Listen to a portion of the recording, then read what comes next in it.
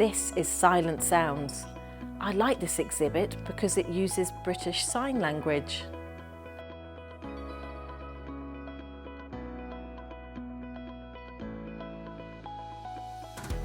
I can see my friend Tiana signing and learn from her.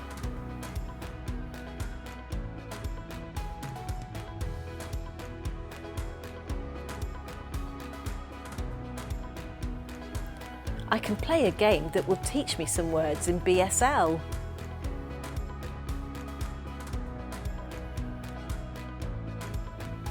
You can learn to sign your name as well.